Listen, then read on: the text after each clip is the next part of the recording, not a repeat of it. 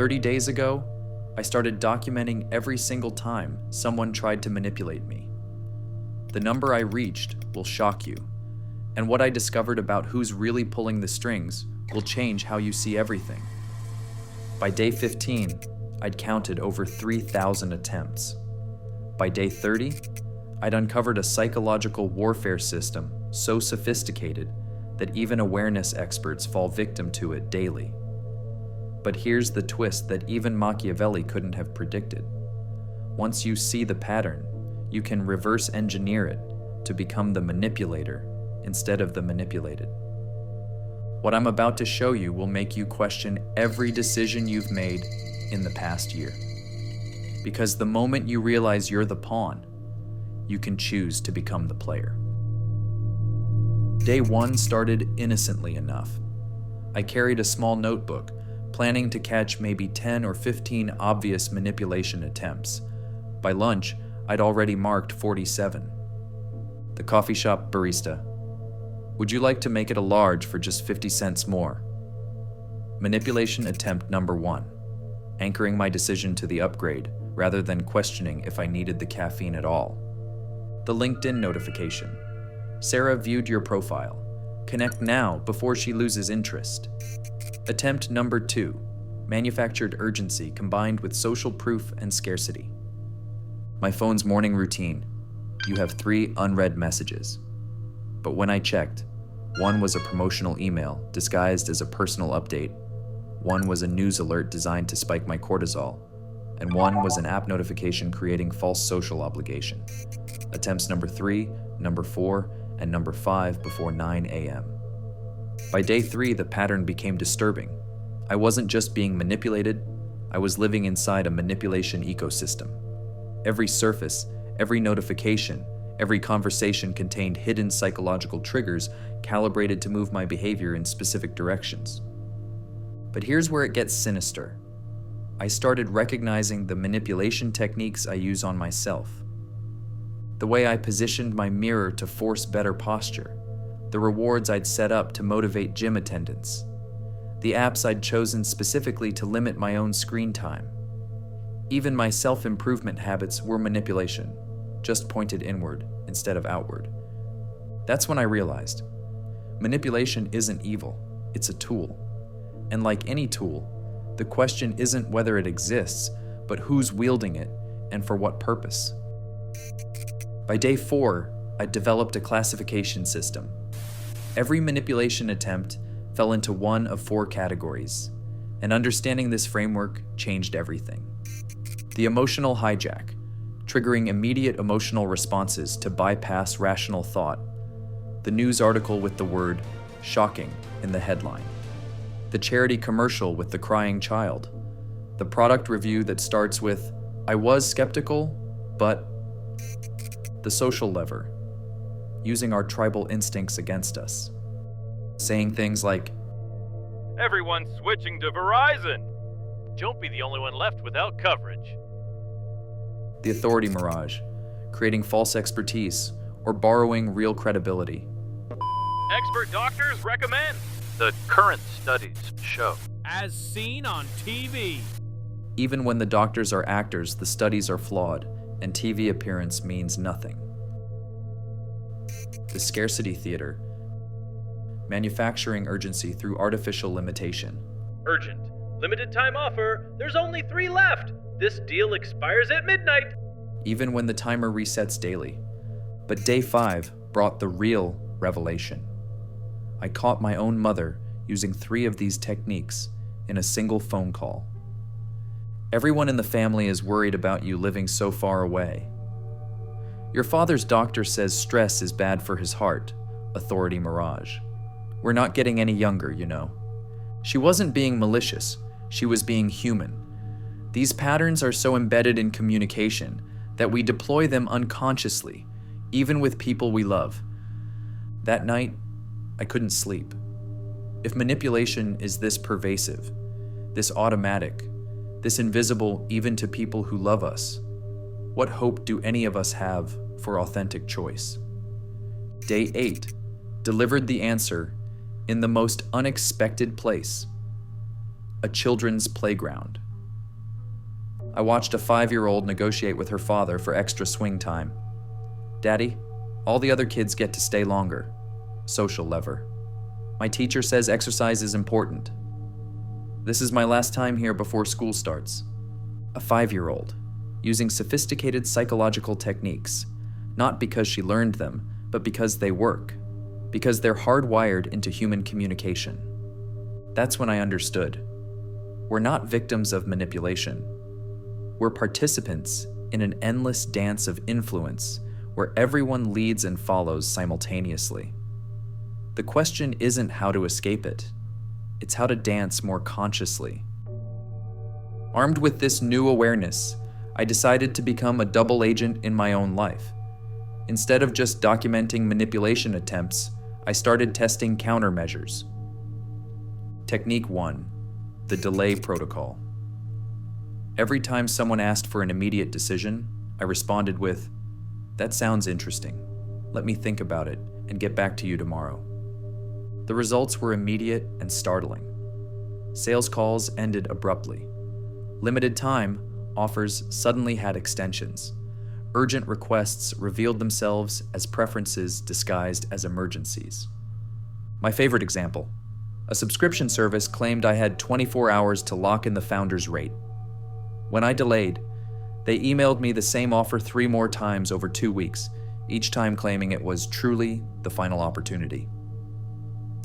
Technique 2: the evidence audit. Before accepting any claim, I started asking, "Can you show me the data that supports that?" You'd be amazed how quickly "studies show" becomes "I think I read somewhere," and "everyone knows" transforms into "it's just my opinion." But here's the unsettling part. This technique worked too well. People started avoiding conversations with me. My social media engagement dropped. Some friends accused me of being too analytical and sucking the fun out of everything. I'd gained immunity to manipulation, but lost something else: the easy intimacy that comes from shared illusions. Technique 3: the reverse psychology detection. I started paying attention to my own reactions. When I felt sudden urgency, immediate desire, or strong emotional response to any request, I paused and asked, "What psychological trigger just fired?" This led to the most disturbing discovery of the entire experiment. Day 12. I realized I couldn't watch television anymore. Every commercial, every show, every news segment was a symphony of psychological triggers. Once you see the strings, you can't unsee them. Day 13. Social media became unplayable. Every post, every ad, every friend's update was optimized for engagement through emotional manipulation. The platform wasn't connecting me with people. It was farming my attention. Day 14. Even conversations with friends felt different. I could predict their persuasion attempts, anticipate their emotional appeals, recognize their unconscious influence patterns. Day 15 brought the crisis. If everything is manipulation, is anything authentic? The middle week of my experiment nearly broke me. I'd become so sensitive to influence attempts that ordinary human interaction felt like psychological warfare. My girlfriend asked if I wanted to try a new restaurant. I heard, "I want to go to this restaurant, and I'm using your preference as a manipulation point to get my way without taking responsibility for the choice." My boss suggested we grab coffee to discuss my project. I heard, "I want to extract information and compliance from you in a casual setting where your defenses are lowered." My mother invited me to family dinner. I heard, "I'm using emotional guilt and social obligation to control your schedule and demonstrate family hierarchy." But were these interpretations accurate? Or had I become so paranoid about manipulation that I was seeing it everywhere, even where it didn't exist? Day 18 provided a breakthrough through an unexpected source: my neighbor's dog. The dog wanted attention. He brought me his toy, wagged his tail, made eye contact, and waited. When I ignored him, he tried different approaches: a soft whine, sitting closer, bringing a different toy. Every behavior was designed to influence my actions, but there was no deception, no hidden agenda, no complex psychological framework, just honest communication of desire and creative problem solving when the first approach failed. That's when I understood the difference between influence and manipulation. Influence. I want something from you, and I'm being creative about how to communicate that desire effectively. Manipulation. I want something from you, and I'm being deceptive about my true intentions or using your psychological vulnerabilities against your best interests. The dog was influencing. The subscription service with the fake deadlines was manipulating. But most human communication falls somewhere in the middle, a gray zone where intent matters more than technique. The final week transformed from defensive awareness to strategic application. I stopped trying to avoid manipulation and started studying how to deploy it ethically. Day 23. I used the social lever technique at work to adapt a new project management system. Instead of explaining benefits rationally, I mentioned that 3 other departments have already switched and seen major improvements. Adoption rate, 100% within 2 days. Day 24. I deployed Authority Mirage to resolve a customer service issue. Instead of arguing my case, I mentioned that my colleague who works in legal suggested I document this interaction. Problem resolved immediately. Day 25. I tested scarcity theater on myself. I set a timer for 30 minutes and told myself I could only work on my novel during that window. No extensions allowed. I wrote more in 30 minutes than I had in the previous week. Day 26. The breakthrough experiment. I decided to be completely honest about my influence attempts. I told my girlfriend, I'm about to use social lever and scarcity theater to convince you to try that new restaurant. I think you'll enjoy it, and I'd like to spend time with you there. But I'm going to mention that it's popular and hard to get reservations to make it seem more appealing. Is that okay? Her response, I appreciate the honesty. Yes, let's go. And for the record, I was already planning to suggest it myself. Day 27 to 30. I spent the final days teaching the system to friends and family, not to make them paranoid, but to make them conscious participants in the influence dance we're all already dancing. The results were extraordinary. My relationship improved because we could negotiate desires directly instead of through unconscious manipulation. Work projects moved faster because we could use influence techniques openly and ethically. Family conversations became more honest because we could name the dynamics we were all using anyway. I felt more authentic because I was choosing my responses instead of reacting automatically. But the most important discovery came on day 30. Manipulation isn't the enemy. Unconsciousness is. When we're unaware of influence attempts, we're victims. When we're aware but try to avoid them entirely, we become isolated. But when we're conscious participants who can recognize, resist when necessary, and deploy ethically when appropriate, we become free. Here's what Machiavelli understood 5 centuries ago that we're only rediscovering now. Power isn't about domination. It's about conscious participation in systems that exist, whether we acknowledge them or not. Everyone sees what you appear to be. Few experience what you really are. This isn't advice for deception. It's recognition that perception shapes reality, and if you don't consciously manage your own perception, others will manage it for you. The manipulation techniques I documented during my 30-day experiment aren't modern inventions. They're updated versions of the same influence principles that have governed human interaction since we started living in groups. The 4 squares of influence that I discovered map perfectly onto Machiavelli's core insights. Image, what you appear to be, the visual and symbolic elements that create first impressions. Narrative, the story that explains you, the framework people use to understand your actions. Emotion, how you make people feel, the psychological state you create in others. Reward, what people gain from engaging with you, the benefit that motivates continued interaction. But here's the key insight that emerged from my experiment. These techniques work best when deployed transparently. The most effective influence happens when both parties understand the game being played and consent to play it together.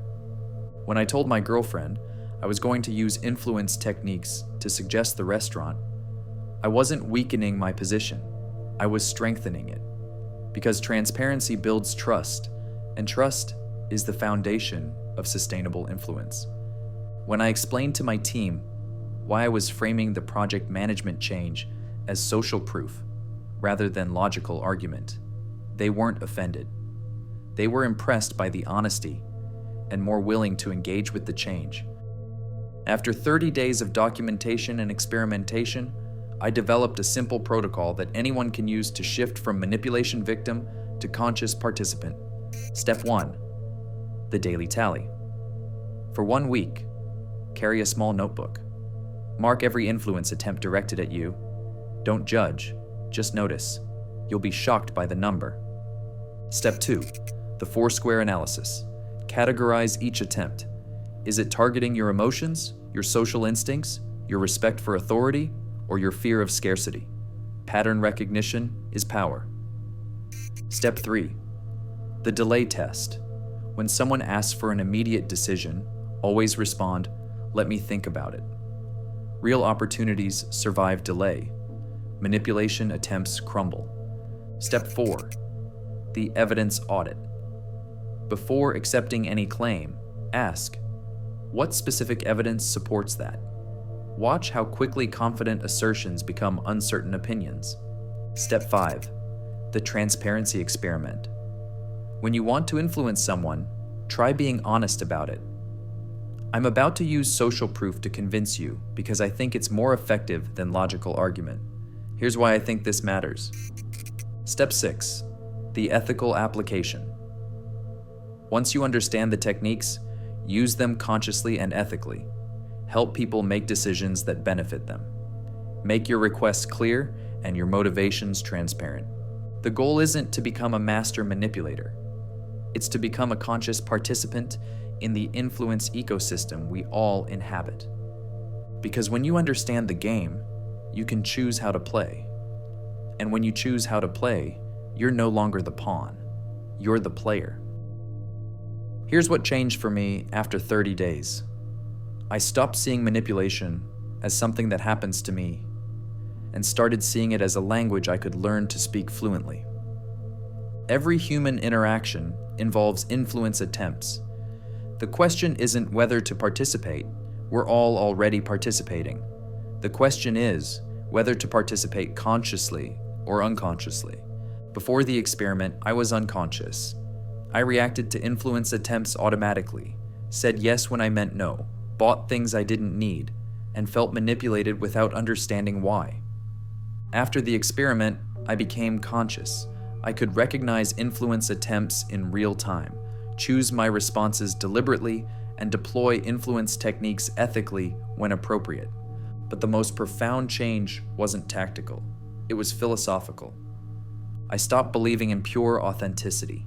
Every human presentation is curated to some degree. Every conversation involves influence attempts.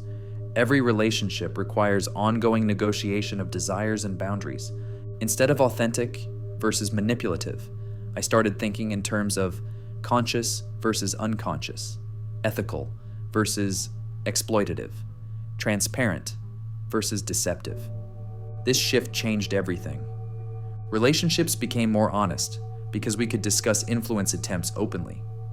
Work became more effective because we could use psychology deliberately and transparently.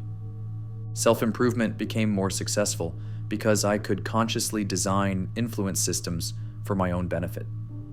Media consumption became more intentional because I could recognize and resist unwanted influence attempts. But as I reached day 30, I uncovered something that disturbed me more than any individual manipulation technique: the metagame. The companies that taught me to recognize manipulation were themselves using sophisticated influence techniques to sell their awareness programs. The books about psychological independence were written by authors who used psychological techniques to make their books more persuasive. The social media detox apps used engagement psychology to keep me engaged with their detox message. Even the awareness itself had been commodified and sold back to me through influence techniques. This led to the final, unavoidable question. In a world where even awareness of manipulation is manipulated, how do you know when you're thinking your own thoughts? The answer isn't comforting, but it's liberating. You don't. You can't achieve pure, uninfluenced thought. You can't escape the influence ecosystem. You can't reach a place of complete authenticity where your choices are untouched by psychological influence. But you can become conscious enough to choose which influences to accept and which to resist. You can develop enough skill to deploy influence ethically when it serves your genuine values. You can build enough transparency in your relationships to negotiate influence attempts openly. The goal isn't purity, it's consciousness. After 30 days of documenting over 4,000 manipulation attempts, testing dozens of countermeasures, and experimenting with ethical influence techniques, I reached a conclusion that Machiavelli would have appreciated. The most sophisticated manipulation is making people believe they're not being manipulated. But the most sophisticated liberation is choosing to be influenced by what serves your deepest values while consciously resisting what doesn't.